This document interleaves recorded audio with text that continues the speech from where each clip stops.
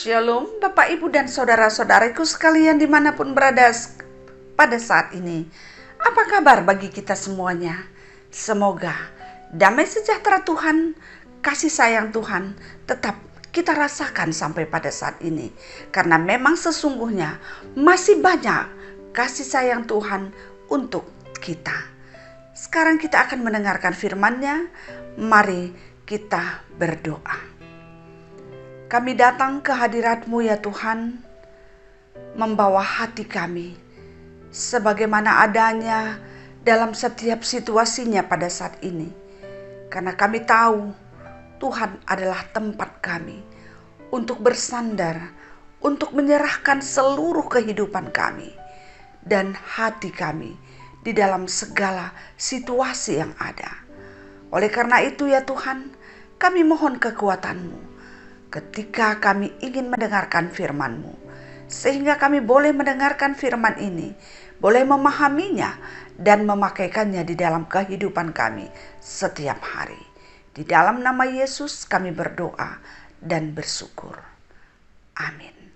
Saudaraku yang dikasihi oleh Tuhan, firman-Nya yang akan kita dengarkan hari ini terambil dari kitab Matius 18 ayat 19 sampai dengan ayat yang ke-20, demikian bunyinya. Dan lagi aku berkata kepadamu, jika 2 orang daripadamu di dunia ini sepakat meminta apapun juga, permintaan mereka itu akan dikabulkan oleh Bapa-Ku yang di sorga. Sebab di mana 2 atau 3 orang berkumpul dalam nama-Ku, di situ aku ada di tengah-tengah mereka. Saudaraku yang dikasihi oleh Tuhan, firman Tuhan yang kita dengarkan hari ini mengingatkan kita tentang siapakah Tuhan yang kita sembah. Yang pertama dia katakan bahwa Tuhan senantiasa mengabulkan permintaan orang-orang yang percaya kepadanya. Dan yang kedua, menyatakan bahwa ketika ada orang berkumpul, walaupun hanya 2 orang berkumpul di dalam nama Tuhan, maka dia juga ada di tengah-tengah orang yang berkumpul itu. Saudaraku yang dikasihi oleh Tuhan, kalau Tuhan ada, apa yang terjadi dalam hidup kita? Jikalau Tuhan beserta kita, apa yang terjadi dalam hidup kita? Tentu hidup kita akan merasa nyaman, akan tenang, dan akan dilindungi dari segala mara bahaya ketika Tuhan ada bersama-sama dengan kita. Oleh karena itu, apa yang harus kita lakukan? Apa yang harus kita lakukan? Yang pertama katanya, jika 2 orang daripadamu di dunia ini meminta apapun juga. Jadi artinya bahwa Tuhan selalu berharap, Tuhan selalu menunggu kita meminta kepadanya. Karena semua yang Tuhan punya adalah untuk kita. Dan Dia mau kita meminta kepadanya. Oleh karena itu, saudaraku yang dikasihi oleh Tuhan, marilah kita meminta. Marilah kita berkumpul. Mari kita meminta apa yang kita butuhkan. Kita minta dengan iman. Kita minta kepadanya dengan tulus. Kita meminta dalam doa-doa kita dengan segala kerendahan hati kita. Kita meminta kepada Tuhan dengan penuh harapan. Dan kita meminta kepadanya dengan kerendahan hati yang sungguh-sungguh.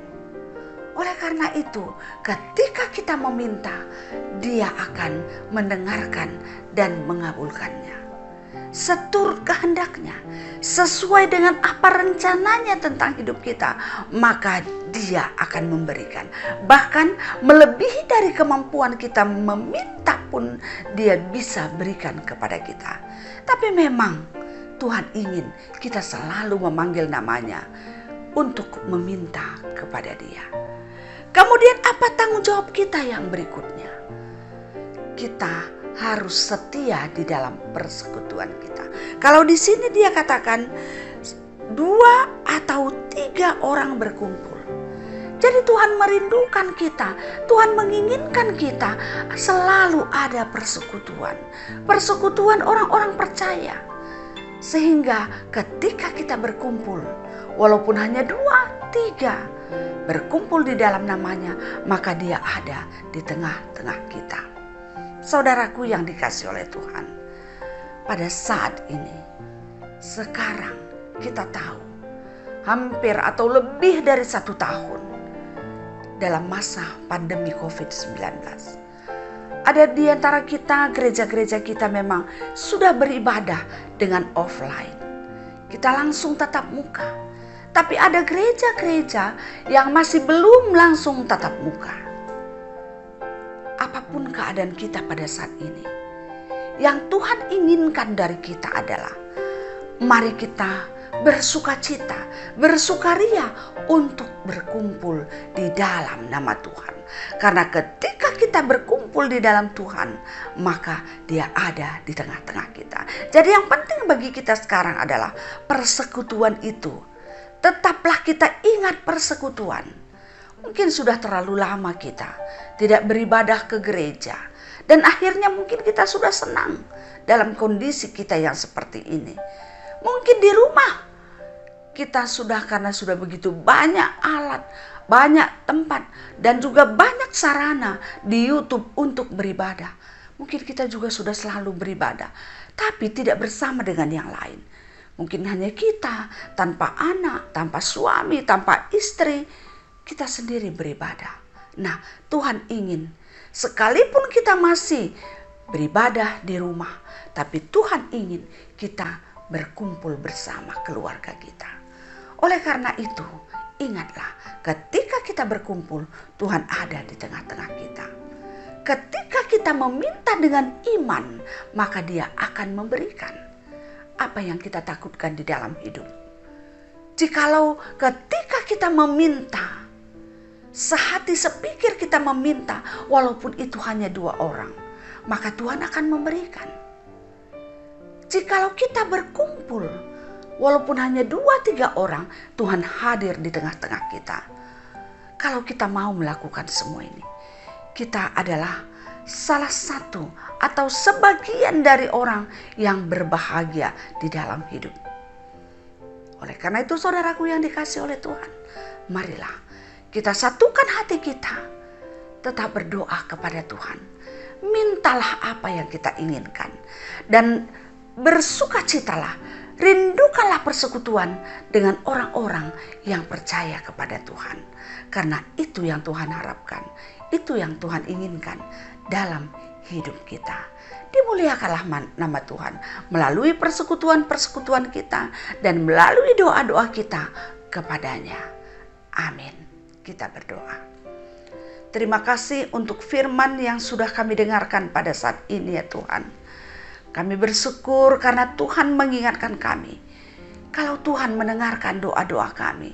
Kalau Tuhan selalu ada bersama-sama dengan kami ketika kami berkumpul bersekutu 1 atau 2 orang. Tapi Tuhan ada di tengah-tengah kami.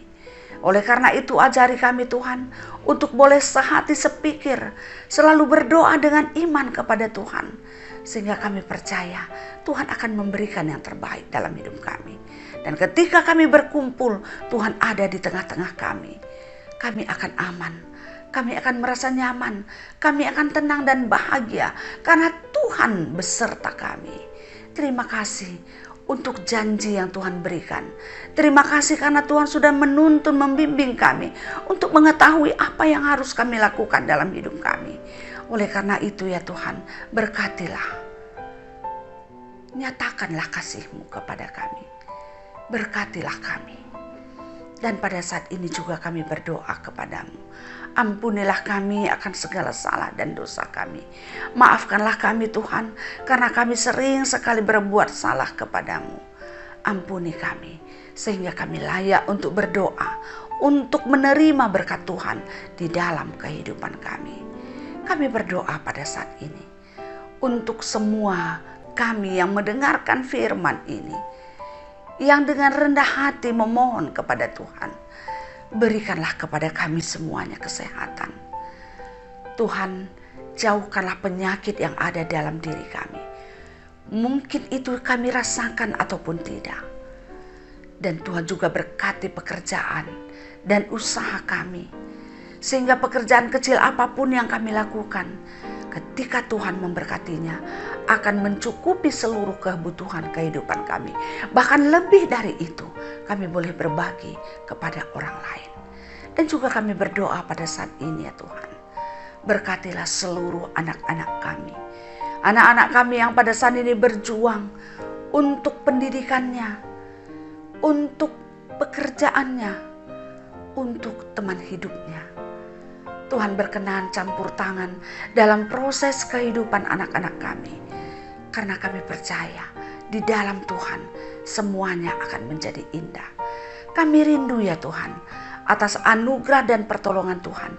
Semua anak-anak kami boleh menjadi anak yang takut akan Tuhan.